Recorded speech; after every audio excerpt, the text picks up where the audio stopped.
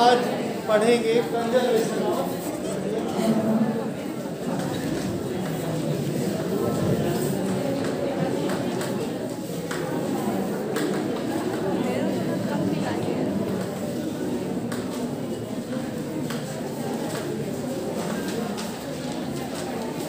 देखिए साइलेंट रहेंगे तो ज़्यादा अच्छा है।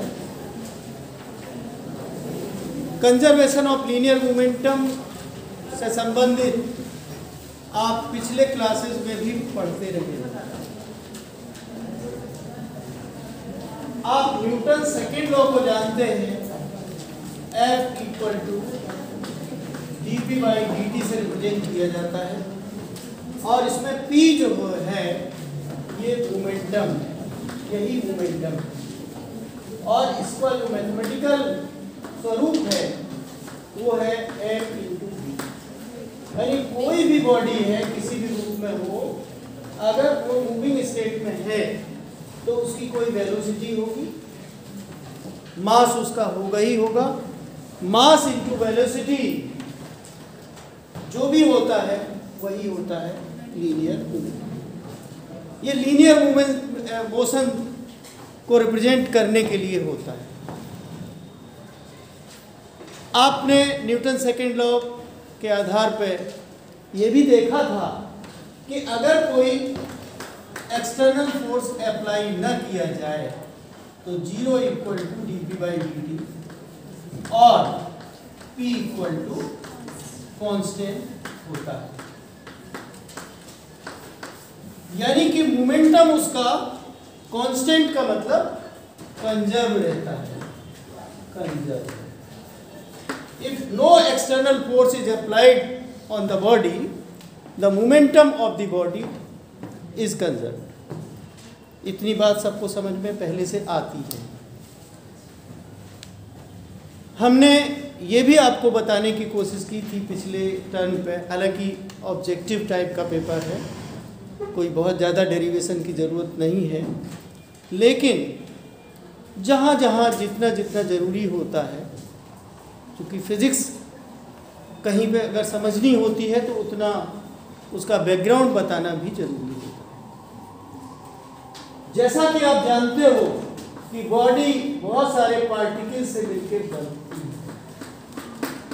बहुत सारे पार्टिकल्स होते हैं और बॉडी को कहते हो सिस्टम ऑफ पार्टिकल्स। बॉडी का मतलब है सिस्टम ऑफ पार्टिकल्स, यही तो कहते हैं सिस्टम ऑफ पार्टिकल्स।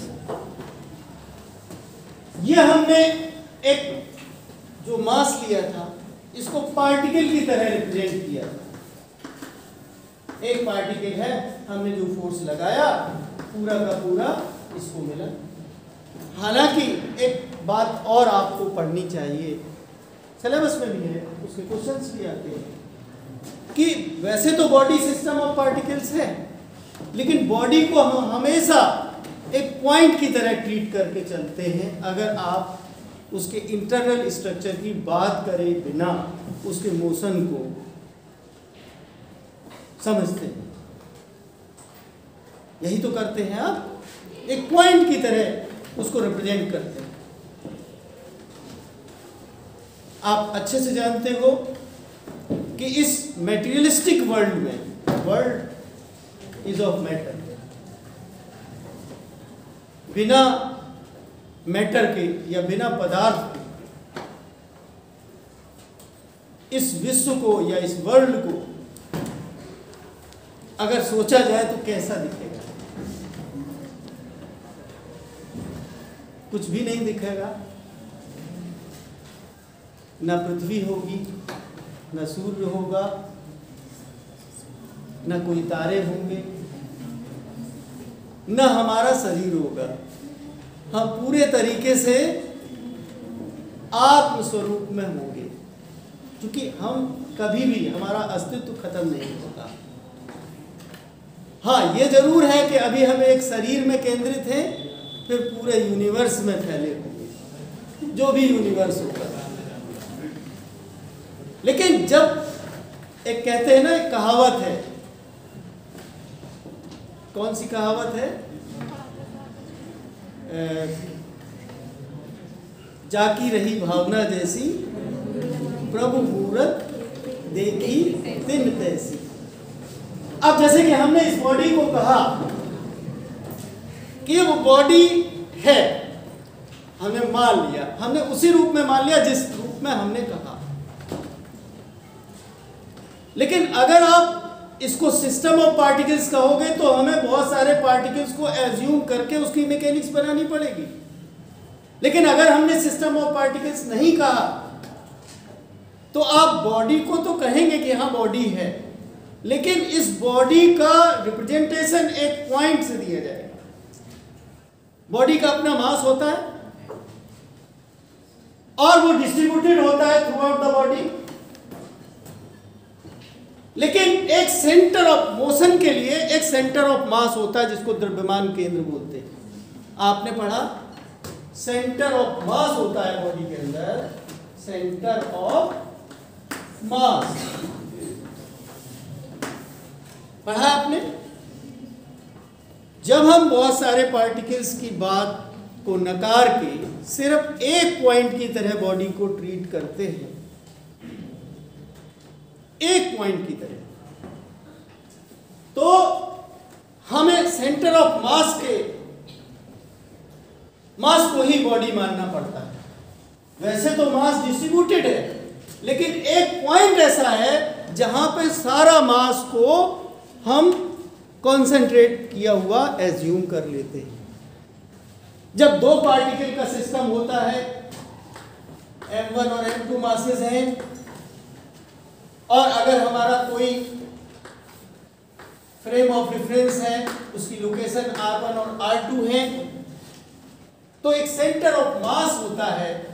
हमने कहा ये r है, सेंटर ऑफ मास का पोजीशन वेक्टर।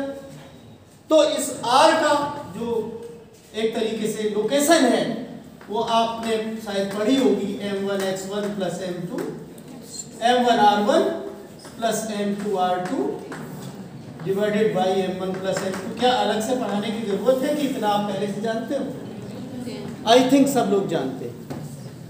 अगर उसमें xy कोऑर्डिनेट करके समझाया जाए, यानी हम कहें कि 2 डायमेंशनल है और इसके कोऑर्डिनेट्स x1 y1 हैं और इसके कोऑर्डिनेट्स x2 y2 हैं, तो उसमें जो x इसके r के कोऑर्डिनेट्स हम कैपिटल X और कैपिटल Y मान लें, तो सेंटर ऑफ मास के जो कोऑर्डिनेट्स होंगे वो भी आप आराम से जान सकते हो। x equal to m1 x1 plus m2 x2 upon m1 plus m2 होगा।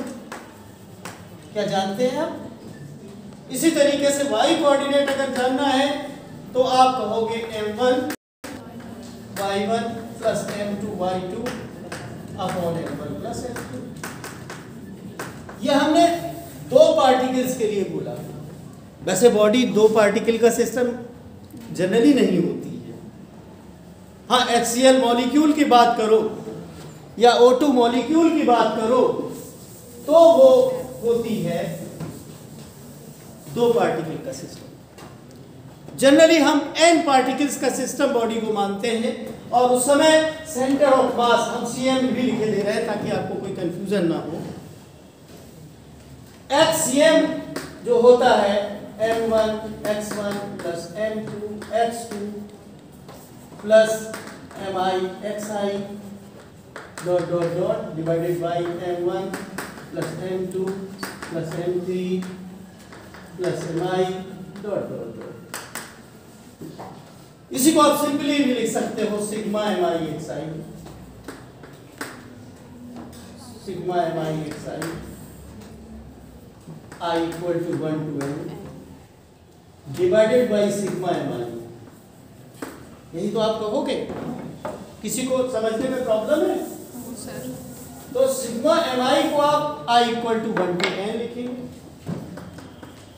अब सिग्मा mi क्या होता है? बॉडी का मास होता है, तो कैपिटल M भी लिख सकते हो। As you know capital M equal to sigma mi। तो आप सिंपली लिख सकते हो HCl equal to sigma mi xi 1/m, ऐसे ही लिख सकते हो। In similar way you can also write YCM equal to 1/m divided by 1/m multiplied by sigma mi yi। अगर हम 3 डायमेंशनल उसके कोऑर्डिनेट्स, उसमें z कोऑर्डिनेट भी ले लेते हैं तो z भी इसी फैशन में हो जाएगा, ZCM equal to 1/m sigma mi z। तो इस तरीके से आप सेंटर ऑफ मास किसी भी सिस्टम ऑफ पार्टिकल्स का निकाल सकते हो। बहुत सारे सम्स भी आते हैं, मैं बुक में देख रहा हूँ कि क्या क्या चीज़ें हैं, मैं उसी के अकॉर्डिंग आपको समराइज करूँ, क्योंकि इनके भी ऑब्जेक्टिव में क्वेश्चंस पूछे जाते हैं और इम्पॉर्टेंट क्वेश्चंस माने जाते हैं। तो इसमें जो कंजर्वेशन ऑफ मोमेंटम है, इसमें आपको सेंटर ऑफ मास का भी कंसेप्ट जानना पड़ेगा और उसके अलावा आपके पास कोई चारा नहीं है। इसमें शुरुआत करते हैं इंट्रोडक्शन की, कंजर्वेशन ऑफ लीनियर मोमेंटम की। इन्होंने न्यूटन सेकेंड लॉ डिस्कस किया हुआ है बुक में। उसके बाद system of particles and concept of rigid body, ये मैं आपको समझा चुका हूँ, डिफरेंट चैप्टर्स में बता चुका हूँ कि रिजिड बॉडी या दृढ़पिंड क्या होता है। मुझे लगता है आपको स्वयं जानना चाहिए, है ना।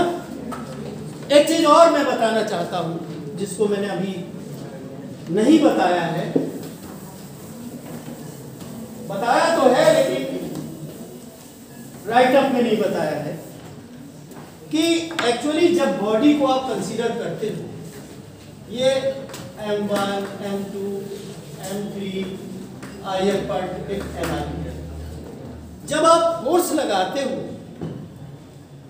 अगर आप उसको सिस्टम ऑफ पार्टिकल्स की तरह कंसीडर करके चल रहे हो तो हर पार्टिकल को फोर्स पहुंचता है। हम ये कहेंगे कि F इक्वल टू आप कहोगे तो आप mi ri d2 upon dt square of ri। एक पार्टिकल के लिए आप लिखोगे m1 d2 r1 upon dt square. ये हमने क्या लिखा है, कोई बताएगा? पार्टिकल 1 जिसका मास m1 है और उसका त्वरण या acceleration d2 r1 upon dt square होगा। पार्टिकल 2 का क्या होगा, m2 d2 r2 upon dt square. आयत वाले का mi d2 ri upon dt square. तो जो नेट फोर्स होगा वो ऐसे ही सारे m1 से लेके i और n तक पार्टिकल्स हैं, उनका समेशन है। इस तरीके से भी फोर्स का रिप्रेजेंटेशन किया जाता है। If you apply force on the rigid body, you can express the situation of every particle constituting the body। जो बॉडी जिससे मिलके बनी हुई है, उस बॉडी के इंडिविजुअल मासेस, अलग अलग जो द्रव्यमान हैं, उन पर लगने वाले बल, पार्टिकल 1 पे F1 फोर्स लग रहा है, पार्टिकल 2 पे F2 फोर्स लग रहा है, ith पार्टिकल पे Fi फोर्स लग रहा है। और हमने मास और एक्सीलरेशन के टर्म्स में कहा m1 d2 r1 upon dt square. इसी तरीके से पार्टिकल 2 पे m2 d2 r2 upon dt square, ith particle पे mi d2 ri upon dt square. ठीक है, तो इस तरीके से हम जो फोर्स का जो डिस्ट्रीब्यूशन है इंडिविजुअल मासेस पे, उसको कंसीडर करते हुए बॉडी पे लगने वाले फोर्स को एक्सप्रेस कर सकते हैं। ऐसा चूंकि फॉर्मूला इसमें इन्होंने लिख के दिखाया है, मैंने ज़रूरी समझा कि अगर आपका पढ़ने का मन हुआ तो आप अपने आप पढ़ सकते हैं। ठीक है, उसके बाद इन्होंने सेंटर ऑफ मास का कंसेप्ट दिया है, वो मैंने आपको बता दिया है, जस्ट रीड कर लीजिएगा, एक्सप्लेनेटरी लिखने को नहीं आएगा, है ना। एक चीज़ और मैं बताना चाहता हूँ ये शायद पहले मैं बता चुका हूँ। सेंटर ऑफ मास भी आपके मतलब संबंधित है। ये जो खास बात ये है, इसी के साथ शायद हम बता चुके हैं पहले, लेकिन फिर भी मैं आपको बताना चाहता हूं कि सेंटर ऑफ मास निकलता कैसे निकलता है। ये एक्चुअली जो मूवमेंट्स हैं, जो मासेस के बॉडी होती है उसमें R1, R2, R3, Ri हैं, तो मूवमेंट्स ऑफ मासेस जो होते हैं वो M1 R1, movement of force होता है, फोर्स इनटू परपेंडिकुलर डिस्टेंस होता है, बल गुणे लंबवत दूरी, हिंदी वाले समझ लें, होता है या नहीं होता। अब movement of linear momentum R cross P होता है। मूवमेंट ऑफ मास क्या होगा, R क्रॉस M होगा। M चूंकि स्केलर क्वांटिटी है, सिंपली mr कह दिया। तो मूवमेंट ऑफ मासेस का जो सम है M1 R1 plus M2 R2 plus Mi Ri Mn Rn, ठीक है। ये मूवमेंट्स ऑफ मासेस का सम है, जोड़ है। भाई पार्टिकल 1 का मूवमेंट ऑफ मास ये है, पार्टिकल 2 का मूवमेंट ऑफ मास ये है, ith पार्टिकल का मूवमेंट ऑफ मास ये है, nth पार्टिकल का Mn Rn। अब बॉडी को हमने एक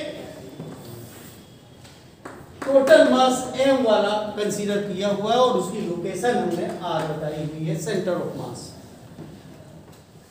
तो बॉडी का सेंटर जो मूवमेंट ऑफ मास है वो mr ही तो है। तो इसी से हो जाएगा R इक्वल टू ये सिग्मा mi ri है या नहीं, तो sigma mi ri upon m, यही तो हमने डिराइव किया था। अब इसी में आप x कोऑर्डिनेट की बात करो तो x निकल आएगा, y कोऑर्डिनेट की बात करो तो y निकल आएगा, z कोऑर्डिनेट की बात करो तो z निकल आएगा। बेसिक ये है, ऐसे सेंटर ऑफ मास निकलता है। Moments of masses of sum of moments of masses equal to the moment of mass of the whole body about its center of mass। कहाँ से डिस्टेंस ले रहे हैं, ठीक है ना। तो इस तरीके से ये निकलता है, इसकी बात इन्होंने करी। दूसरी बात मैं और करना चाहता हूँ, ये बेसिक इक्वेशन है। अगर इससे वेलोसिटी ऑफ सेंटर ऑफ मास की बात करना चाहते हो तो एक बार डिफरेंशिएट करा दोगे, m into dr by dt। मैं ये नहीं लगा रहा हूँ, आप समझ के चलिए कि ये वेक्टर क्वांटिटी है आप, ठीक है। तो ये जो है m1 dr1 अपॉन dt, इसी तरीके से m2 d2r2 upon dt plus dot mi dri upon dt। मैं आगे का नहीं लिख रहा हूँ, ठीक। तो इससे क्या निकलेगा, dr by dt क्या है, वेलोसिटी ऑफ सेंटर ऑफ मास। तो VCM हो जाएगा सिग्मा mi, इसको V1 कह दो छोटा वाला, इसको V2 कह दो, इसको Vi कह दो, तो सिग्मा mi Vi हो जाएगा। सिमिलर वे जैसे सिग्मा mi ri था डिवाइडेड बाई कैपिटल M। तो वेलोसिटी ऑफ सेंटर ऑफ मास का फॉर्मूला भी इसी से निकल आएगा। यानी जब बॉडी मूव करती है, हमने एक्सटर्नल फोर्स नहीं लगाया, तो सेंटर ऑफ मास की जो वेलोसिटी है वो इंडिविजुअल पार्टिकल्स की वेलोसिटीज के टर्म्स में एक्सप्रेस की जा सकती है यूजिंग दिस इक्वेशन। अगर उसको त्वरण बताना हो तो मैं मिटा दे रहा हूं, इसी को हम एक बार और डिफरेंशिएट करेंगे। ऑब्जेक्टिव है इसलिए मैं थोड़ा सा स्पीड से बता दे रहा हूं। तो आप एक बार और डिफरेंशिएट करेंगे तो क्या निकलेगा, m × r upon dt square equal to m1 r1 upon dt square plus m2 d2r2 upon dt square plus mi d2ri upon dt square. तो एक तरीके से ये क्या हुआ, ये acceleration of centre of mass हो जाएगा। तो MACM equal to m1 a1 m2 a2, या सेंटर मास और जो है हमारा एक्सीलरेशन का निकलेगा sigma mi ai i equal to 1 to n लिख सकते हो डिवाइडेड बाय n। माने जैसे सेंटर ऑफ मास का जो पोजीशन वेक्टर आप r बताते हो, वैसे ही मूविंग बॉडी का आप वेलोसिटी भी जो सेंटर ऑफ मास बता सकते हो। अगर उसमें कोई एक्सीलरेशन या त्वरण है तो उसका सेंटर ऑफ मास ACM बता सकते हो। और बिल्कुल वही ट्रेंड है, अलग से आपको कोई एफर्ट नहीं करना है। अगर आप इसमें इसके 3 कंपोनेंट निकालना चाहते हो तो 3 कंपोनेंट भी, जैसे ए को आप क्या लिख सकते हो वेरिएशन के तौर पे dVCM/dt भी लिख सकते हो। इसी तरीके से आप d2RCM या R/dt² भी लिख सकते हो। अब R के जो कंपोनेंट्स हैं वो कंपोनेंट्स भी निकाल सकते हो d2x/dt²। जैसे आप निकालते हो, एग्जाम्पल के तौर पर मैं बताता हूँ, जैसे आपको AXCM निकालना है। AX 3 कंपोनेंट होंगे ना, A के AX AY और AJ। इसका मतलब है d2x/dt², इसका मतलब d2y/dt², इसका मतलब है d2z/dt²। तो ये जो AXCM है वो किसके बराबर होगा? M1 A1 XCM x बस A1 XCM, तो ये तो यहां तो हुआ है M1 X1 लिख दीजिए AM1 AX1 M1 AX1। ये x जो है सफिक्स में है, ये ध्यान रहे, छोटा सा लगा हुआ x कंपोनेंट। इसी तरीके से y के लिए z के लिए आप सिमिलर फॉर्मूलेशन को आप माइंड में रख सकते हो। बुक में जितना है उतना आप देख लीजिए, इतना फैला के उन्होंने शायद नहीं समझाया है, मैं देख रहा हूँ। इन्होंने VCM और ACM बताने की कोशिश जरूर की है, नहीं ACM नहीं बताया है, कोई बात नहीं। और एक चीज़ शायद पिछले हमने टर्म पे बताई थी आपको कि जो न्यूटन्स थर्ड लॉ है वो कंजर्वेशन ऑफ लीनियर मोमेंटम के इक्विवेलेंट होता है। इसको कभी मत भूलिएगा, बहुत इंपॉर्टेंट क्वेश्चन है ऑब्जेक्टिव पॉइंट ऑफ व्यू से। अब 2 पार्टिकल्स आप कर ही चुके हो, बहुत सारे पार्टिकल्स का हो गया। हाँ, एक चीज़ और है, जैसे आपने मोमेंट ऑफ इनर्शिया का फॉर्मूला निकाला था, ये जब पार्टिकल्स में बटी हुई बॉडी मानते हो तब ये फॉर्मूला होता है। अगर कंटिन्यूअस बॉडी होती, इसे फॉर्मूले रख लीजिए क्योंकि और सब चीजें आपके कोर्स में है नहीं। तो ये जो x होता है XDN अपॉन ये dN होता है, या 1/n XDN। ये बात सब समझ गए कि मैं क्या कहना चाहता हूँ। ये आपने हमने कहा था R equal to sigma mi xi upon sigma mi होता है। तो जो सिग्मा mi xi है इसको आप जैसे कोई कंटिन्यूअस बॉडी है, जैसे हम लोग मूवमेंट ऑफ इनर्शिया निकालते थे कंटिन्यूअस बॉडी का, उसमें dm मास लेते थे और x लेते थे, तो आप x² df डिफाइन करते थे, I करते थे या नहीं?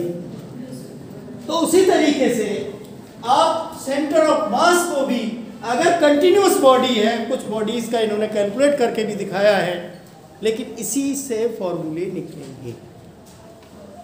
ये कैलकुलेशन आपके कोर्स में नहीं है, तो आप अगर उनके फॉर्मूले रखना चाहते हैं तो रख लीजिए। लेकिन जो बेसिक कॉन्सेप्ट था कि जब बॉडी पार्टिकल्स में बटी होती है, डिस्क्रीटनेस होती है, तो आपका यही पुराना मेथड चलेगा। If you assume the body as a continuous entity, तो you have to consider calculus method. माने जो x y z जो निकालते थे या r cm निकालते थे, वो r dm अपॉन dm, ये फॉर्मूला है। इसमें x हो गया ये, y अगर आप करते तो y dm अपॉन dm और otherwise 1/m y dm।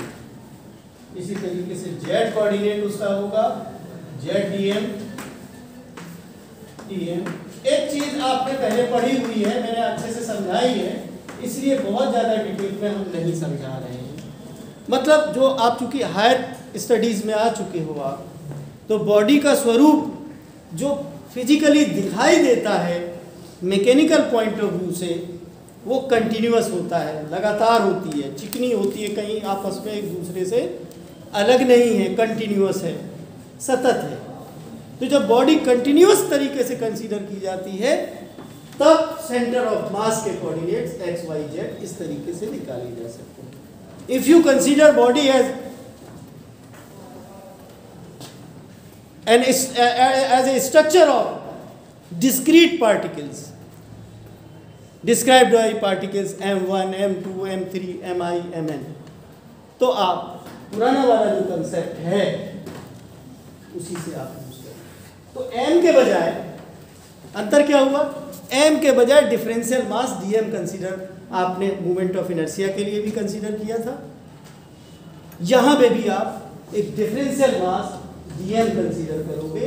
x coordinate तो पुराने की तरह है, और जो समेशन का साइन है ये कन्वर्ट हो जाता है इंटीग्रेशन। इंटीग्रेशन हमेशा कंटिन्यूअस सिस्टम्स के लिए अप्लाई होता है, और जो समेशन होता है वो हमेशा डिस्क्रीट के लिए, मैथमेटिक्स के जो कॉन्सेप्ट है उसके पॉइंट ऑफ व्यू से हमेशा याद रखिए।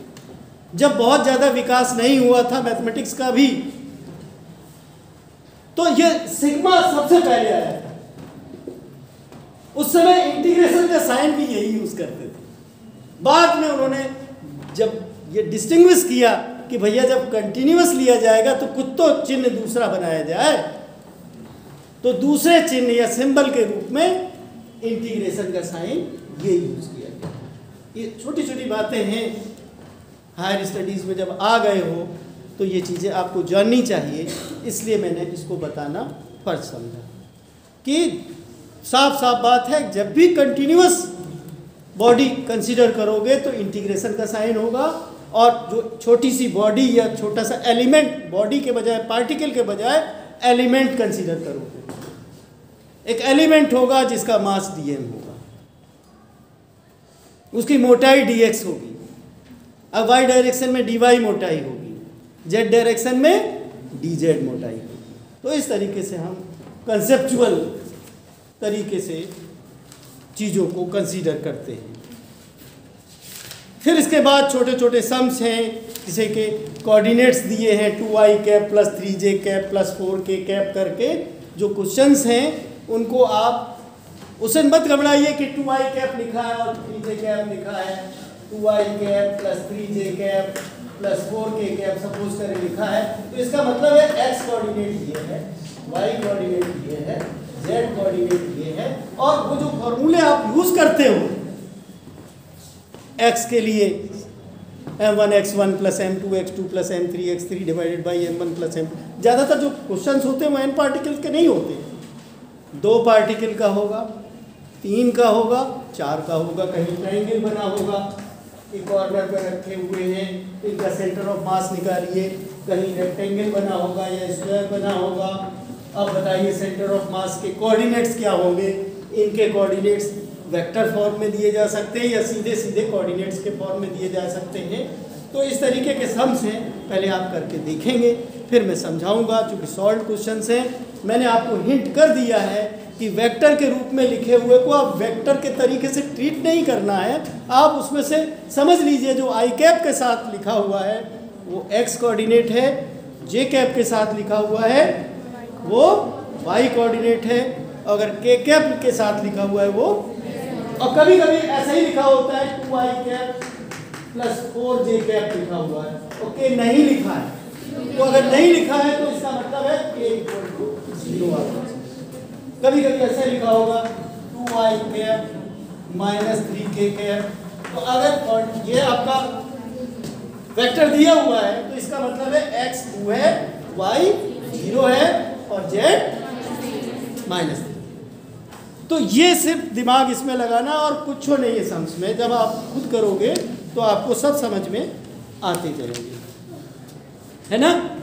अब उसके बाद हमने आपको बता दिया था कि न्यूटन्स थर्ड लॉ और उसमें कोई फर्क नहीं है। अब मैं कुछ बात और बताने जा रहा हूँ जो कि आपको पहले ही बता चुका हूँ। आपको हमने बॉडी का लीनियर मोमेंटम क्या होता है, पार्टिकल का लीनियर मोमेंटम क्या होता है, ये बताया। कंजर्वेशन ऑफ लीनियर मोमेंटम का क्या मतलब है कि जब भी किसी बॉडी पे या पार्टिकल पे फोर्स बाहरी नहीं लगाया जाएगा तो उसका मोमेंटम कंजर्व रहता है या कांस्टेंट रहता है। यही कंजर्वेशन ऑफ लीनियर मोमेंटम। जब आप पार्टिकल्स की तरह बॉडी को कंसीडर करोगे तो उस समय आप क्या करोगे? आप कहते हो dp upon dt equal to constant लिखते हो, यही तो लिखते हो। अगर आपने इक्वल टू 0 लिखते हो अगर एक्सटर्नल फोर्स आपने 0 लगाया है। लेकिन अगर बॉडी है, इसमें बहुत सारे पार्टिकल्स हैं, तो उन इंडिविजुअल पार्टिकल्स के मोमेंटम p1, p2, pi इस तरीके से कंसीडर किए जाएंगे। तो उस समय p की जगह पे लिखा होगा p1 plus p2 pi upon dt equal to 0। अगर एक्सटर्नल फोर्स नहीं लगाते तो भाई, आप एक्सटर्नल फोर्स नहीं लगाते हो तभी तो मोमेंटम कांस्टेंट रहता है। यही तो कंजर्वेशन ऑफ लीनियर मोमेंटम है। तो जब आप इंटीग्रेट करोगे तो आप p1 plus p2 plus p3 pi pn equal to constant. ये सिस्टम ऑफ पार्टिकल्स के लिए, जब बहुत सारे पार्टिकल्स हों उसके लिए डेफिनेशन हो गई कंजर्वेशन ऑफ लीनियर मोमेंटम। आप simply p equal to constant लिखने के बजाय, चूंकि बॉडी n पार्टिकल से मिलकर बनी है, तो आप p1 से pn तक जोड़ दीजिए इक्वल टू कांस्टेंट। उनका सम कांस्टेंट रहेगा। बॉडी किससे मिलकर बनी है? पार्टिकल से। तो पार्टिकल्स के मोमेंटम का सम कांस्टेंट रहता है अगर कोई एक्सटर्नल फोर्स अप्लाई नहीं किया जाता। ये है conservation of linear momentum for a system of particles. तो ये सब घुमा फिरा के समझाने की कोशिश की है। अब जैसे लिखते हैं ये, जैसे हमने कहा dp1 अपॉन dt, ये मैं इंडिविजुअल आपको बता चुका हूँ f1 होगा, dp2 अपॉन dt f2 होगा, dpi अपॉन dt fi होगा।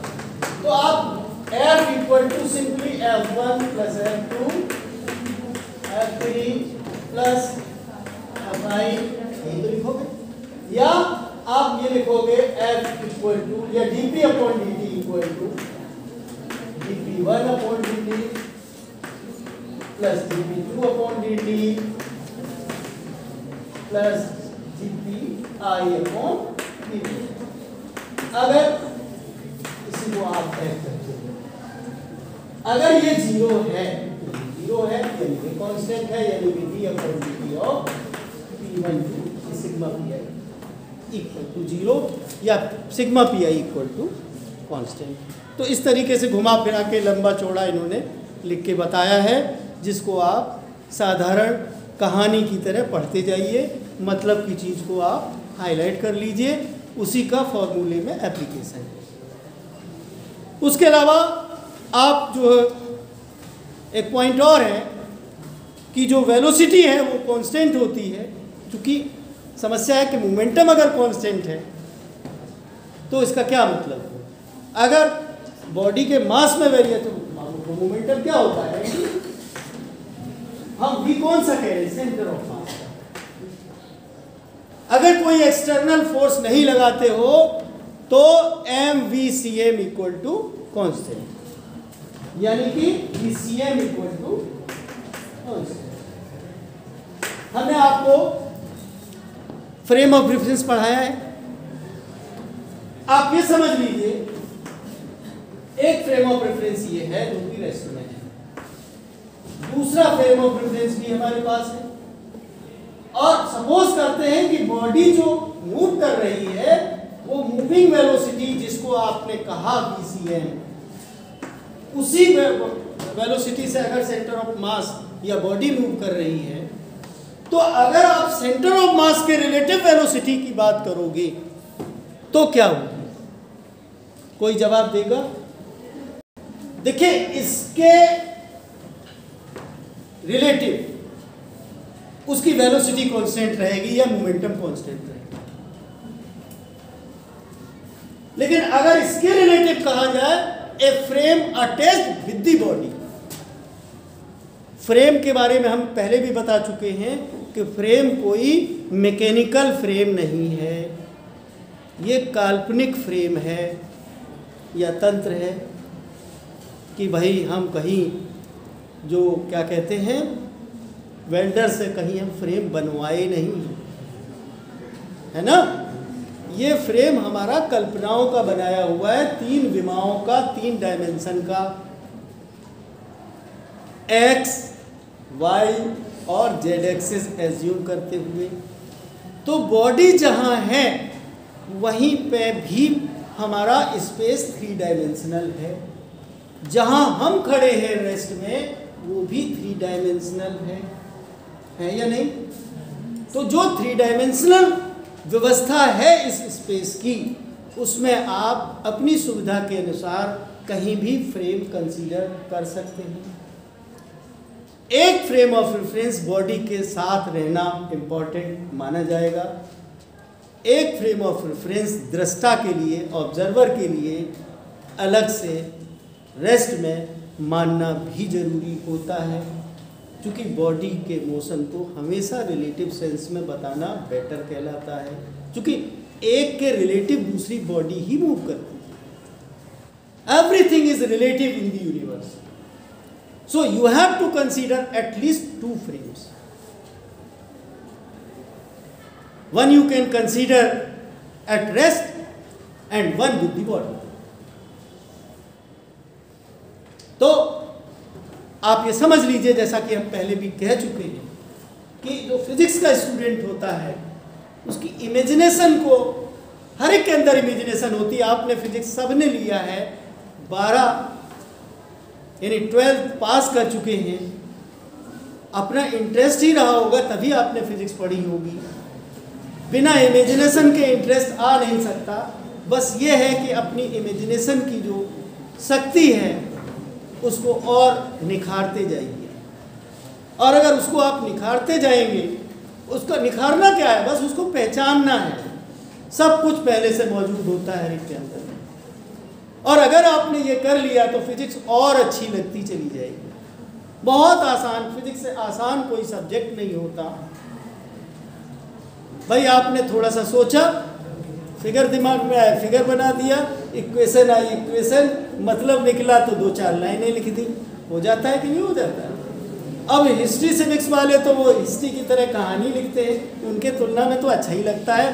कापी जो है लिखी हुई देखने में भी अच्छी लगती है कि भाई जैसे कोई चीज़ बनती है, बिगड़ती है तो सजी धजी पेज लगता है कि कोई बढ़िया चीज़ लिखी हुई है। तो अब आप इन चीज़ों को समझिए कि हम कैसे, इसमें एक चीज़ है कि अगर हम सेंटर ऑफ मास के relative frame of reference assume करें तो उसके रिलेटिव सेंटर ऑफ मास की वेलोसिटी 0 होती है। ये सब अब हम लोग कल इनके एग्जाम्पल्स करेंगे, कुछ थोड़े से जो एग्जाम्पल्स हैं, जैसे कि देखिए आप खुद ही पढ़ के आइएगा। Firing of bullet from gun, एक गन चलाते हैं, बंद करो, गन चलाते हैं।